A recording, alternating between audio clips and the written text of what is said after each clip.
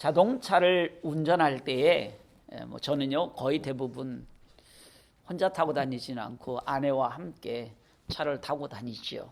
그러나 때때로 저 혼자 운전할 때도 많이 있습니다. 그리고 운전할 때에는요 저희는 거의 대부분 찬양을 듣습니다. 운전하면서 이 찬양을 듣는 것이 그냥 습관처럼 되어 있어요. 그러면서 찬양 들으면서 이런저런 대화도 하고 하지요. 특별한 일이 있을 때에는 제가 이 먼 거리를 혼자 운전할 때가 있어요. 그럴 때에도 여전히 뭘 들을까요? 찬양을 듣고 갑니다. 찬양을 듣다 보면은요 아주 특정한 몇몇 찬양들이 있어요. 그 특정한 몇몇 찬양들을 듣다 보면 갑자기 그 미국에 처음 와서 지냈던 그때가 딱 떠올라요. 왜냐하면 그때에도 그 찬양을 들었거든. 똑같은 찬양을. 그럼 그 생각이 딱 들어요. 운전 중에 이게 똑같은 찬양이 딱 흘러나오면 그 옛날 그 생각이 나서 이런 생각이 들죠. 그때 맞아. 아내는 옆자리에 앉아 있었고 새 아이들은 어렸기 때문에 뒷자리에 있었고 그때 우리가 시에나 밴, 오래된 밴을 타고 다녔거든요.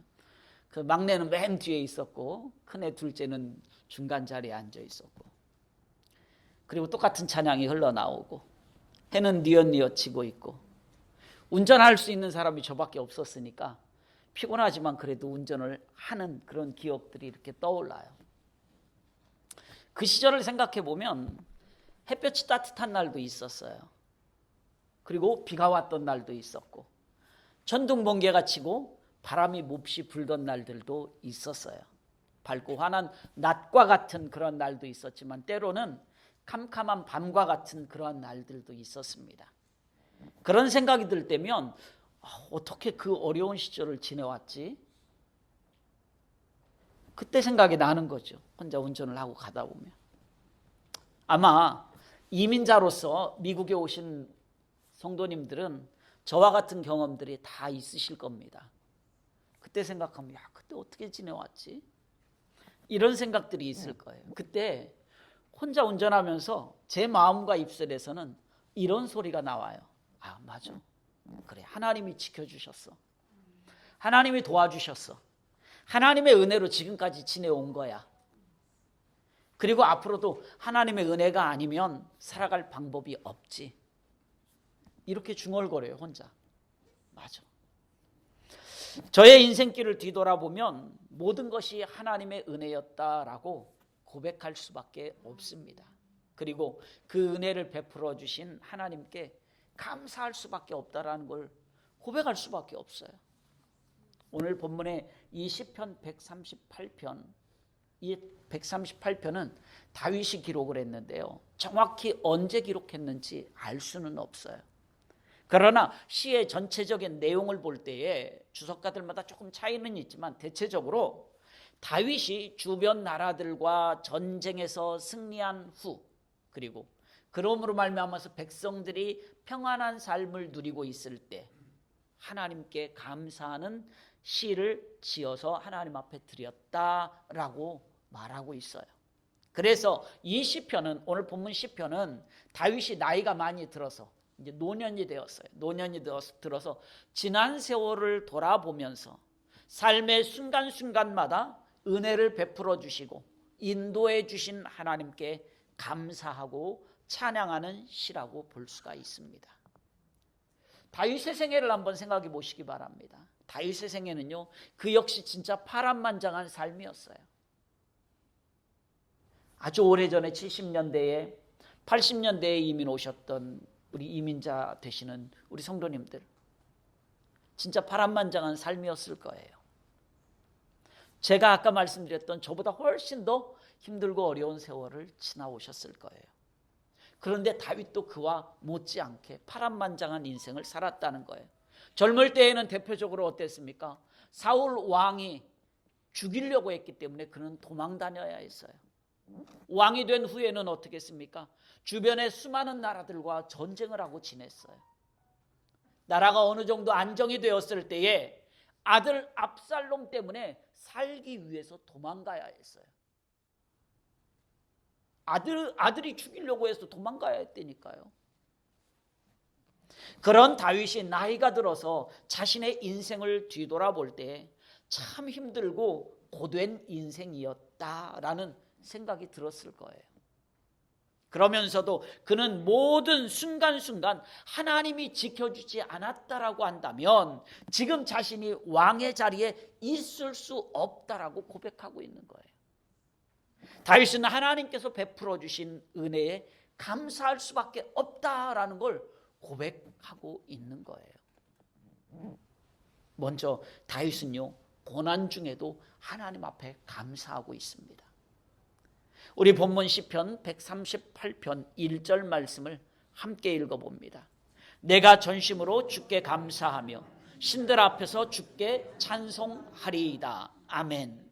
다윗은 고난 중에도 하나님 앞에 감사했어요. 세상적으로 환경이 좋고 편안하고 건강할 때만 감사한 것이 아니라는 거예요. 다윗은 고난 중에서도 감사와 찬송을 하겠다고 고백하고 있어요. 이런 감사와 찬송이 오늘 우리에게 있기를 소원합니다. 지금 우리가 살고 있는 이 시대는 어떤가요? 모든 것이 풍요롭고 풍족한 시대에 살고 있어요. 그리고 우리는 그 풍요를 뭐 하면서 살고 있어요? 누리면서 살고 있습니다. 아마 이 자리에 계신 분, 내일 아침에 뭐 먹을까 걱정하시는 분 한 분도 없을 거예요. 혹시 걱정할 수 있어요. 먹고 싶은 게 이게 너무 많아서 뭘 먹을까 고민하는 분들은 있을지 몰라도 먹을 게 없어서 고민하는 분들은 없을 거예요. 이렇게 우리가 풍요를 누리면서 살고 있어요. 그런데 그런 우리가 잃어버린 말이 있어요. 이렇게 풍요를 누리는 가운데 우리가 너무나 부족한 말이 있다는 거예요. 그것이 뭘까요? 감사입니다. 어떤 자녀는 금수저 안 물려줬다고 부모님께 감사하지 않아요. 오히려 불평하고 원망합니다. 다른 집의 부모와 비교해요. 저 집 부모는 왜 금수저를 물려주고 있는데 왜 나한테는 안 물려줬어요? 이러고. 다른 자녀와 또 비교합니다. 쟤는 저런데 왜 나는 이래? 그래서 뭐 해죠? 불평합니다. 원망합니다. 오늘 이 자리에 와 있는 우리 청년들, 여러분들은 불평할 수가 없어요. 이유야 어찌됐든지 간에 여러분들이 어떤 방법으로 어떻게 이곳에 와서 공부하고 또 유학 와서 비행하고 하고 있는지 모르겠지만 여러분들은 한국에 있는 수많은 젊은 청년들보다 훨씬 더 많은 것을 누리고 있는 거예요. 그런데 거기에 감사가 없어요. 오히려 불평과 원망이 있습니다. 집에서 용돈 조금 보내주면 야, 환율 지금 높아서 안 돼. 불평하고 원망해요. 아니에요. 그거 안 보내줘도 여러분들이 여기 와 있는 것만으로도 여러분들은 감사할 일인 거예요. 물론 다 그렇지는 않지만 지금 우리가 사는 이 사회의 현실이 그렇다라는 거예요. 그러나 다윗은요, 고난 중에서도 하나님께 감사했습니다. 이런 다윗의 감사를 하나님께서는 받으십니다. 그리고 이런 다윗의 믿음을 하나님께서 인정해 주십니다. 제가 서두에서도 말씀드렸듯이 저도 저의 인생을 돌아보면 하나님께 감사할 것밖에 없습니다. 하나님께 원망할 게 뭐가 있어요? 하나님께 불평할 게 뭐가 있습니까? 지금 이 자리에, 제가 이 자리에 서 있는 것조차도 하나님의 은혜인데 그러니 어떻게 감사하지 않을 수가 있겠느냐라는 거예요. 어떻게 찬양하지 않을 수가 있겠냐는 거예요. 여러분, 집에 전기 안 들어오는 사람 있어요? 혹시 뭐 번개 쳐서 안 들어올 수는 있지만 전기 안 들어오는 집 없잖아요. 한 분도 없을 겁니다. 그렇다면 여러분들은 전기의 혜택 없이 살아가고 있는 20억 명의 사람들보다 감사할 것이 있는 거예요. 지금 우리 집에 수도시설이 없어서 밖에 있는 아무런 물이나 마시는 10억 명의 사람들보다 여러분들은 감사할 수 있는 거예요. 여러분들 하루에 $1 이상으로 생활을 하죠? 아니, 나 오늘 하루 한 푼도 안 썼는데. 아니요, 여러분들 먹는 것 따져보면 이미 $1가 넘어갔어요. $1 이상을 여러분들이 사용하고 있다면 $1 미만으로 살고 있는 12억 명의 사람들보다 감사할 이유가 충분한 거예요.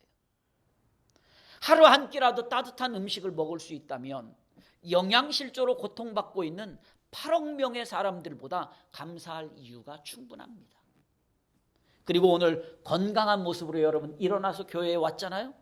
그렇다고 한다면 여러분은 이번 한 주간을 넘기지 못할 100만 명의 환자들보다 감사할 이유가 충분한 겁니다. 여러분의 집에 냉장고에 먹을 음식이 있고 내 몸에 맞는 옷이 있고 잠을 잘 수 있는 거처, 집이 있다라고 한다면 여러분들은 세상의 75%의 사람들보다 더 감사할 이유가 충분합니다. 여러분이 글을 읽을 줄 안다면, 특히 우리 한국 사람들은 글 못 읽는 사람이 거의 없잖아요. 글을 읽을 줄 안다면 세상에 글을 읽지 못하는 20억 명의 사람들보다 여러분들은 감사할 이유가 충분한 거예요. 한 번도 전쟁의 위협이나 수용소의 외로움, 고문의 고통, 굶주림의 쓰라림을 경험하지 않았다라고 한다면 여러분은 전쟁과 굶주림의 상태에 있는 현재 5억 명의 사람들보다 여러분들은 감사할 이유가 충분한 거예요. 체포와 협박, 학대, 고문, 죽음의 두려움 없이 여러분들이 자유롭게 오늘 이 교회에 나올 수 있었다라고 한다면 이 세상의 30억 명의 사람들보다 훨씬 더 감사할 이유가 충분한 겁니다. 우리는요, 따져보면 진짜 감사할 것이 너무나 많아요. 지금 조금 고난이 있다고요? 그 가운데 다윗은 감사했어요. 오늘 우리도 그 가운데 감사할 수 있는 저와 여러분들의 삶이 될 수 있기를 원합니다. 다음으로 다윗은요, 고난 중에서도 하나님 앞에 예배를 드렸어요. 우리 본문 시편 138편 2절 말씀을 함께 읽어봅니다. 내가 주의 성전을 향하여 예배하며 주의 인자하심과 성실하심으로 말미암아 주의 이름에 감사하오리니 이는 주께서 주의 말씀을 주의 모든 이름보다 높게 하셨습니다. 아멘. 다윗의 믿음은 하나님의 성전을 사랑했고 그 성전에 거했고 그 성전에서 예배하는 삶을 살았던 믿음이에요. 즉 다윗의 믿음은 항상 어디가 중심이었냐면 교회가 중심되는 삶을 살았다라는 말씀입니다. 다윗은 항상 하나님의 전에서 지냈습니다. 하나님의 전을 사랑하는 다윗은 그래서 무슨 생각을 가졌어요? 일평생 동안 내가 하나님의 성전을 좀 멋있게 아름답게 지어야 되겠다라는 소원을 가졌어요. 교회를 중심으로 살았으니까. 그러나 하나님께서는 다윗이 하나님의 성전을 건축하는 것을 허락하지 않았어요. 우리 역대상 22장 8절 말씀을 함께 읽어봅니다. 여호와의 말씀이 내게 임하여 이르시되 너는 피를 심히 많이 흘렸고 크게 전쟁하였느니라. 내가 내 앞에서 땅에 피를 많이 흘렸은즉 내 이름을 위하여 성전을 건축하지 못하리라. 아멘. 나단 선지자가요, 하나님의 말씀을 듣고 다윗에게 말해줍니다. 다윗 왕이시여, 하나님께서 당신에게 성전 건축하는 걸 허락하지 않으셨어요.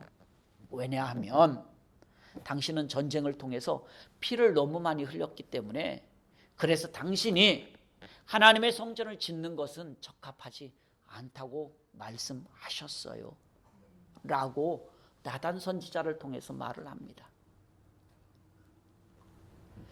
다윗은요, 하나님의 성전을 누구보다 사랑하는 사람이었잖아요.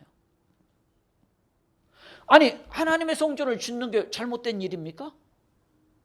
하나님 앞에도 좋은 일이고 너무나 헌신하고 싶은 마음이잖아요.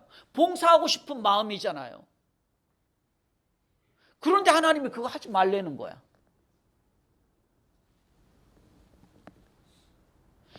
만약에 우리들이 다윗과 같은 상황이었다면 우리는요, 하나님을 원망하고 불평했을 거예요. 어쩌면 기분 나쁘다고 하나님을 떠날 수도 있어요. 이렇게 얘기하면 여러분 별로 감이 안 오죠. 교회로 한번 얘기해 볼까요? 교회에서 아니 나 정말로 나 하나님의 은혜가 너무 충만해. 그래서 나는 이 일도 하고 싶어. 저 일도 하고 싶어. 그런데 교회에서 목사님이 아니요 하지 마세요. 말리는 거 똑같아요. 그러면 어떻게 생각하겠어요? 아니 내가 잘못된 일을 하는 것도 아니잖아. 주를 위해서 봉사하겠다는데 왜 하지 말라 그래? 이 교회 이상해. 기분 나빠. 그러고 가버린다니까요. 지금 다윗이 똑같은 입장이에요. 이렇게 하니까 다윗의 입장이 훨씬 더 이해가 빠르지요. 그러나 다윗은 그렇게 하지 않았다는 거예요. 다윗은 나단 선지자로부터 하나님의 말씀을 들었을 때 그는 성전에 들어가서 하나님 앞에서 기도하며 하나님의 뜻을 그대로 받아들이는 거예요. 하나님이 하지 말래요. 나는 누구보다도 지금 헌신하고 싶은데, 이스라엘 백성 그 어느 누구보다도 나는 하나님 앞에 헌신하고 싶은데 그거 하지 말래 하나님이. 그런데 그걸 받아들여요. 그리고 대신 어떻게 합니까? 다윗은 하나님께서 성전 건축을 허락하지 않은 대신에 내 아들이 성전을 건축할 수 있도록 모든 재료들을 다 준비해 줍니다. 재료들을 준비해 줘요. 무슨 말입니까? 이 재료들을 준비했다라는 것은 다윗은 성전 중심의 생활을 했다라는 거예요. 오늘날로 말하면 교회 중심의 생활을 했다라는 거예요. 여러분들 오늘날 말로 조금 쉽게 설명하면 이거예요. 교회에서 그거 안 돼요, 안 돼요. 뭐 나와서 나도 막 이 찬양도 하고 싶고 저 찬양도 하고 싶어. 아니요, 안 돼요, 하지 마세요. 그랬더니 기분 나빠. 왜 나 하겠다는데 왜 못하게? 이게 아니라 그러면 내가 할 수 없으니까 그러면 그렇게 하는 찬양팀을 내가 도와야 되겠다. 이걸로 서포트하고 저걸로 서포트하고 하겠다는 거예요. 다윗이 지금 그렇게 준비를 다 해주고 있잖아요. 그래서 솔로몬 왕이 하나님의 성전을 건축하는데 조금도 힘들지 않도록 도와주고 있잖아요. 기분 나쁠 만도 하고요, 원망하고 불평할 만도 한데 다윗은 그렇지 않았어요.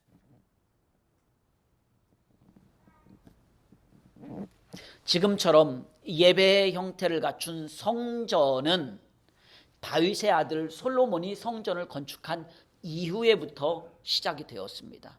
다윗 시대의 성전이라고 한다면 과거의 성막과 같은 모양이에요. 텐트였단 말이에요.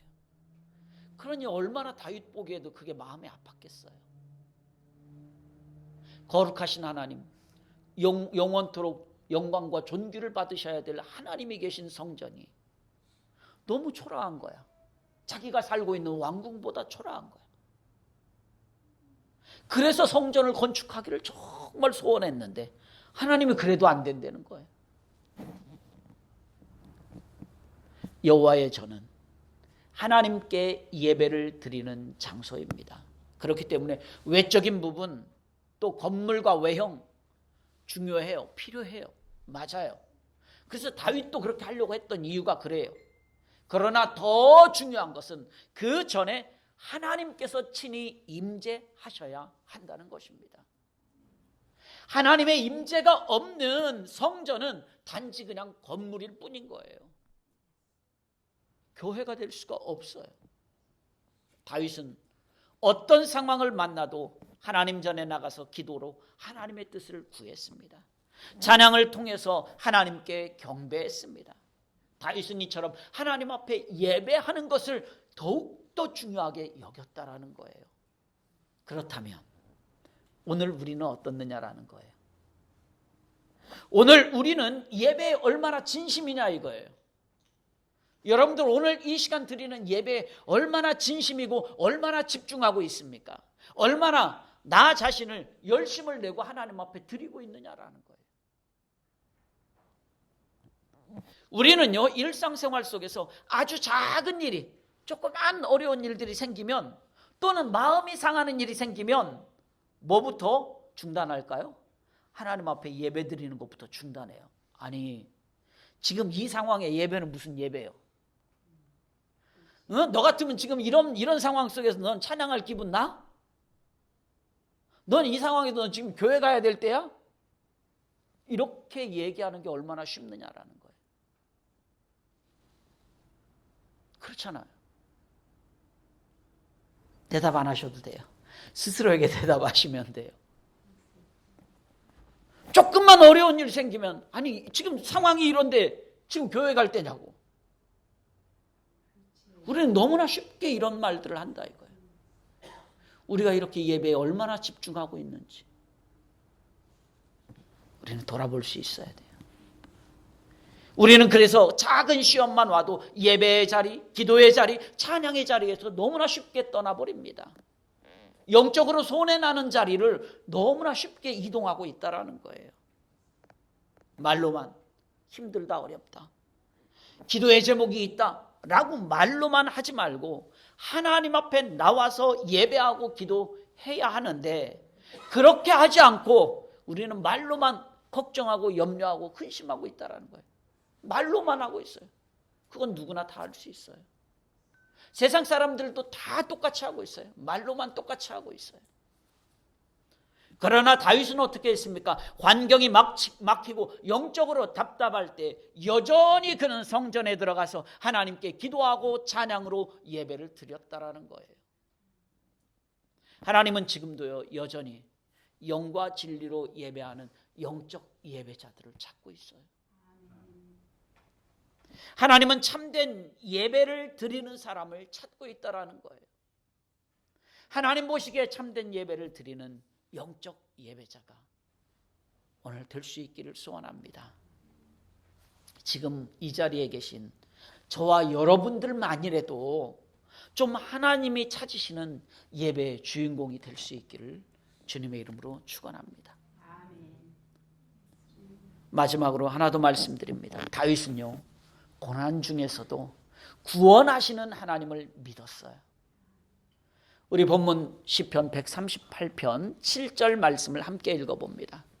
내가 환난 중에 다닐지라도 주께서 나를 살아나게 하시고 주의 손을 펴사 내 원수들의 분노를 막으시며 주의 오른손이 나를 구원하시리이다. 아멘.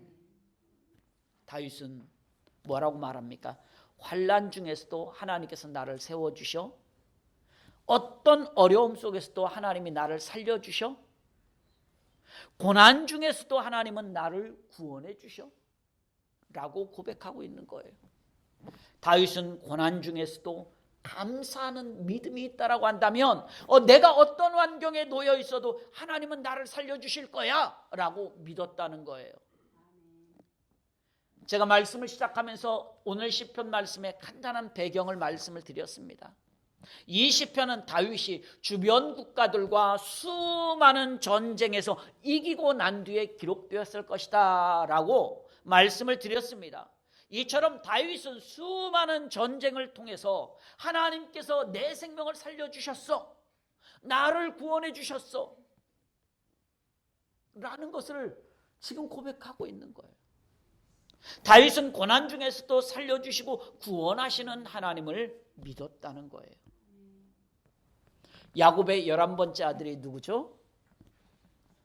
요셉입니다. 맞아요. 요셉이에요. 요셉은 형들의 시기로 하루아침에 노예가 되었습니다. 그래서 애굽으로 팔려갔죠. 그때 요셉의 마음은 어땠을까요? 요셉의 심정은 어땠을까? 하나님 앞에 불평과 원망, 이런 게 있었을까요? 아니면 나 이런 고난 가운데서도, 이런 환난 가운데서도 거기에는 하나님의 뜻이 있겠지 하면서 기도했을까요? 이것에 대해서 성경은 정확하게 말해주고 있지 않아요. 그러나 우리가 한 가지 짐작해 볼 수 있는 대목들이 있어요. 요셉이 애굽으로 팔려가서 13년 동안의 일들을 보면 요셉이 어떤 마음이었을지 우리는 짐작해 볼 수 있다는 거예요. 요셉은 하나님께서 합력하여 선을 이루어 주실 것을 확실하게 믿고 그는 기도와 감사의 삶을 살았던 것을 우리는 알 수가 있어요. 계속 일이 안 됐어요. 일이 될 것 같은데 안 되고, 일이 될 것 같은데 안 되고, 일이 될 것 같은데 안 되고 그랬어요. 그게 요셉의 삶이었어요. 애굽으로 간 뒤의 삶이. 그런데 그때에 그가 했던 것은 여전히 하나님은 합력하여 선을 이루실 것을 믿고 기도와 감사의 삶을 살았다라는 거예요. 또 바벨론 포로로 잡혀갔던 다니엘을 한번 보시기 바랍니다. 다니엘은 흔들리지 않는 믿음으로 바벨론의 총리가 되었습니다. 다니엘은요 총리가 되어서 어떻게 했습니까? 총리로서의 본분을 최선을 다해서 했어요. 왕도 신임을 하잖아요. 그러다 보니까 다른 경쟁자들의 무엇을 받아요? 시기와 질투를 받잖아요. 시기와 질투를 받았어요. 그래서 다니엘은 죽을 위기에 처했습니다. 그때 다니엘이 어떻게 했죠? 이때 다니엘은 지금은 환난이고 위기이지만 하나님께서 반드시 나를 살려주시고 구원해 주실 것이라고 믿었습니다. 이것을 어느 대목에서 알 수가 있어요? 그 믿음을 알 수 있는 것은 그는 이전에 행하던 그대로 기도의 방으로 가서 뭐 했어요? 기도했어요. 이전에 했던 그대로라는 말이 중요한 거예요. 지금이 환난이고 위기이고 죽을 상황에 처해 있음에도 불구하고 여전히 나는 이전에 했던 그대로 나는 하나님 앞에 기도하겠다는 거예요. 이건 무엇인가? 지금이 위기이고 환난이고 죽음의 상황이지만 그 가운데서도 여전히 하나님은 나를 살아나게 하시고 나를 구원하실 것이다라는 믿음이 있으니까 가능한 일이라는 거예요.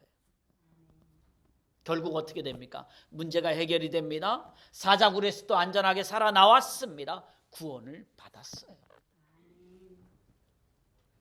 우리 사람의 뇌는요 약 860억 개에서 제가 찾아보니까 그렇더라고요. 860억 개에서 1000억 개의 신경세포, 뉴런이라고 하는 신경세포로 되어 있다 그래요. 그러니까 어마어마한 세포가 우리 뇌에만 있는 세포가 그렇다라는 거예요. 그래서 우리의 생각과 우리의 입술의 말이 불평적인 생활을 계속하게 되면 우리에 있는 이 뇌세포가 이 불평에 대해서 굉장히 익숙해지는 세포로 변하게 된다는 거예요. 즉 불평하는 체질로 바뀐다는 것입니다.